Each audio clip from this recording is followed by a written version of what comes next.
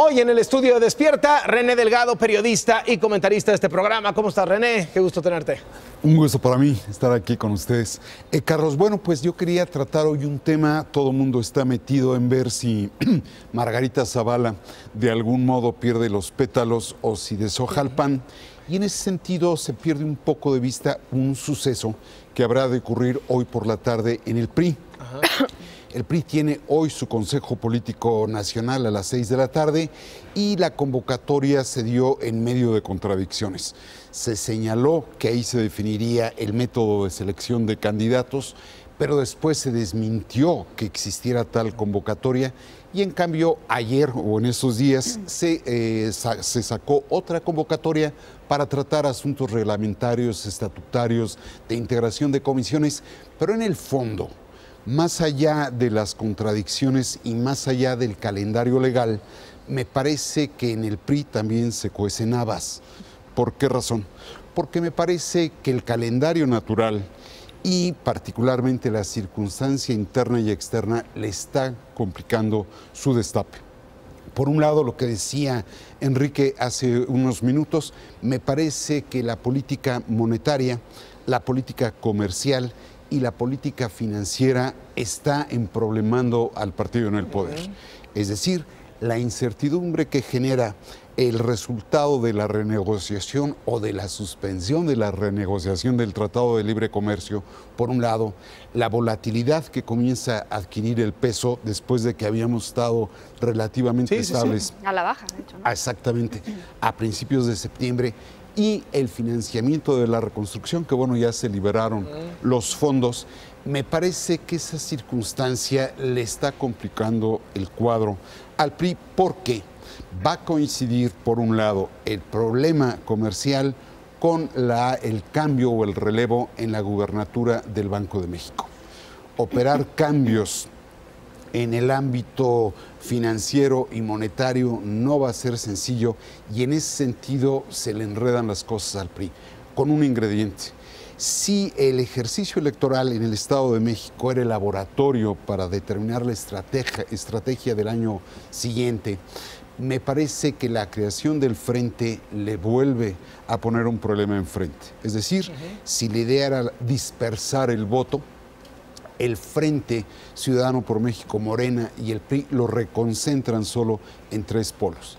Y en ese sentido me parece que el televidente que despierta con Loret debe de prestarle atención al consejo de hoy, porque ahí pueden comenzarse a dar definiciones importantes para el partido en el poder. A ver, tres cositas de saque.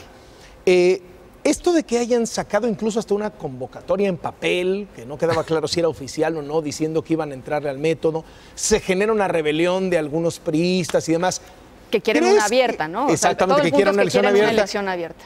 ¿Crees que la hayan soltado para medir el agua y a lo mejor se hayan echado para atrás frente a la reacción? ¿O fue un borrego, fue una volada desde el principio y a lo mejor los propios rebeldes dentro del PRI dijeron vamos a meterle un cohete al partido, etcétera? ¿Cómo la ves? Querido Carlos, como suponía que me ibas a poner un 4. No, en realidad, en los estrados digitales del sitio web del PRI no hay tal. Pero me dicen que hay dos versiones. Por un lado, sí había la intención de que aprovechando el escándalo que hay en torno al PAN, se discutiera el método de selección. Miren qué problema traen esos, ¿no? Los de allá van.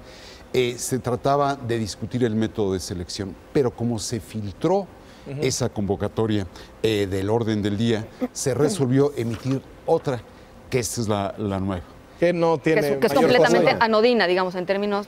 Tiene un capítulo importante, Ana Francisca, que es el relativo al acuerdo que autoriza al CEN del PRI para conocer o establecer alianzas, coaliciones con partidos o asociaciones políticas. Es el único punto realmente de fondo. ¿Cuándo te imaginas que el PRI va a definir a su candidato presidencial con estos factores que señalabas? El económico, en donde el relevo en el Banco de México pues pasa también por un presidenciable, que es José Antonio Meade, ¿no? Así es. Entonces, ¿cuándo te imaginas que el PRI, con este calendario, con estas fechas, podría estar definiendo su candidato? Mira, idealmente la dirigencia del PRI, Enrique Ochoa, había señalado que sería hasta el año entrante, cosa que no les da.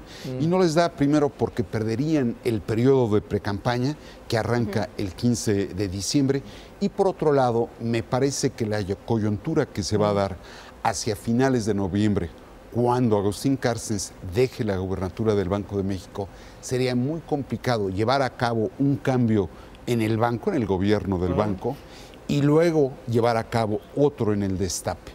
Entonces, me parece que la fecha cabalística será por ahí de fines de noviembre. Por ahí de fines de noviembre. Ahora, digamos, tercer punto que te pongo sobre la mesa. Hablabas de la estrategia de dividir a la oposición.